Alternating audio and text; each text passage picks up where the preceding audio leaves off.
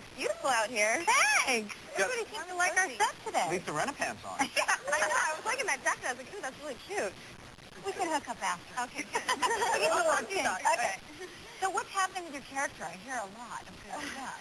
Yeah, I mean, I think ever since, after the suicide and then, the execution and everything like that, she's had all of this stuff. She's had, and she's pregnant with, that guy that she just absolutely hates. She's had some changes, and now I think they're kind of focusing on her and taking care of her baby, and still she wants Ethan. So I don't think that's ever going to change. I want Ethan. So that's day number 1, and it's like 900 shows later, and I'm still saying I want Ethan. Do you get tired of that?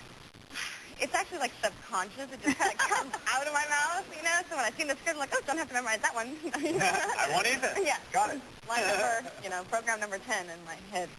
That and then crying is number 1. So either one, same thing. It's good. I have a great time. Do you watch Passion? Are you a fan of? Do you watch? Oh, yeah. Actually, I do sometimes. Especially I like to see, how the show looks when it's all completed.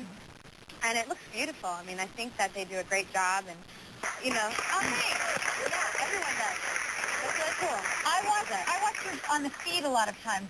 Over at NBC, we have a feed in our room, and you can watch The Tonight Show. You can watch a lot of cool shows. Yeah, they can watch that, but we can't watch Oh, them. you can't watch that? We don't have Days of Our Lives. No, we don't want to see it. We watch everybody rehearsing, so it's not the most glamorous part of the job. So you see people, hear people cursing, and it's kind of fun. I think it's a lot of fun, actually. There's a lot of dirt that you hear there, boy.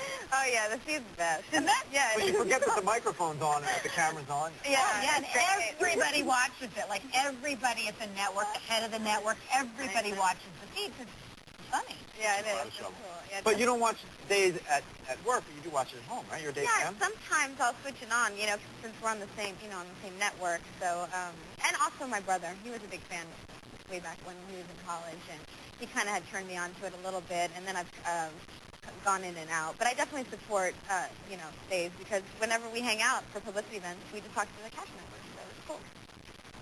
How did you get into the whole acting?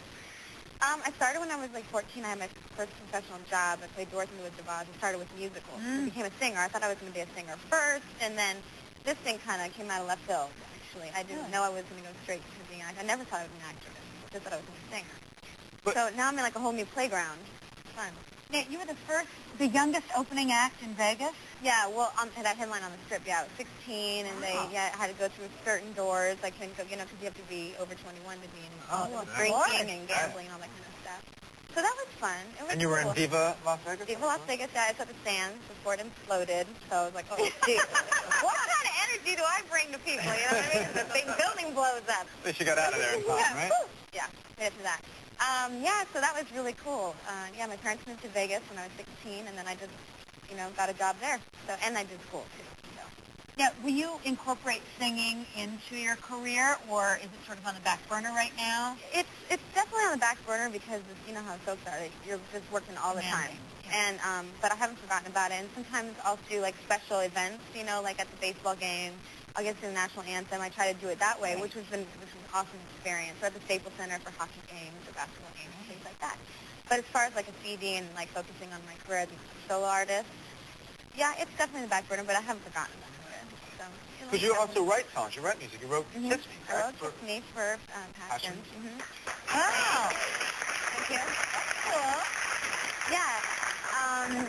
The executive producers said they knew I sang, and they said, well, you know what, Ethan and Teresa are about to kiss, please sing a song, and da-da-da-da, what do you have? And I was like, oh, I'll write one, if I can, and I did. And so I was able to sing it on the show. How exciting. Yeah. That's really cool. When we come back, we're going to talk with Lindsay Foreman some more, so don't go away.